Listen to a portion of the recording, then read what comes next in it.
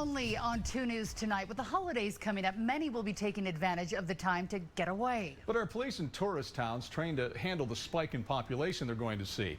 Investigative reporter Wendy Halloran has been digging into how limited staff and limited chances for training affect the standard of policing around the state. Wendy? Well, Mark and Heidi, one police chief told us training availability varies so greatly in Utah that it's creating inconsistencies in how cops do their job.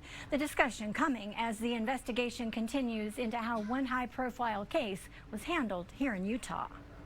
Can I get you to step out of the vehicle for me, ma'am? Yeah. Moab police came under national scrutiny after this encounter with Gabby Petito and Brian Laundrie in August. Why don't I sit you down in the back seat of my car? You're not in any trouble. Many asked if police were trained and handled the situation properly.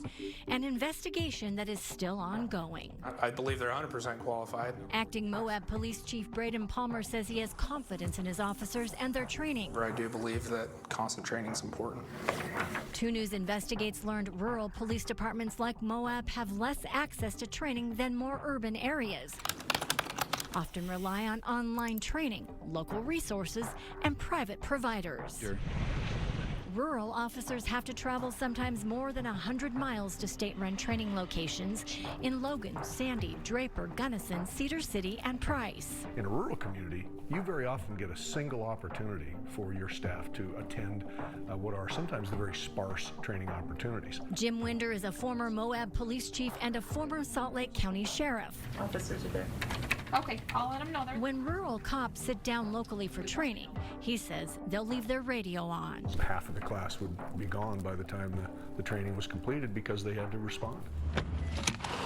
And so what that breeds is a wide diversity of training throughout all agencies in the state. Utah cops are required to train for 40 total hours every year. 16 hours of those are in mental health, autism, and de-escalation.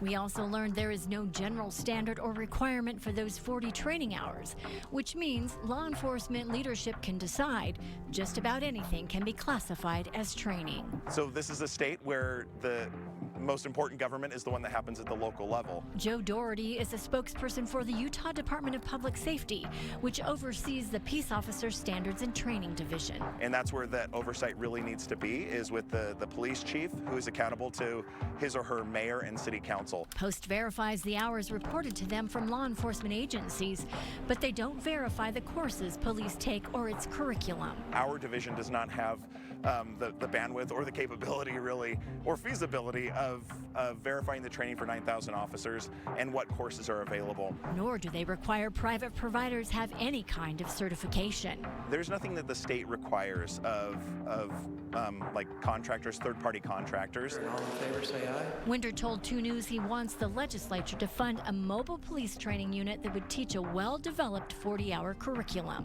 What they ought to talk about is development, police development. Let's encourage and let's promote and let's provide the opportunities for law enforcement to move forward.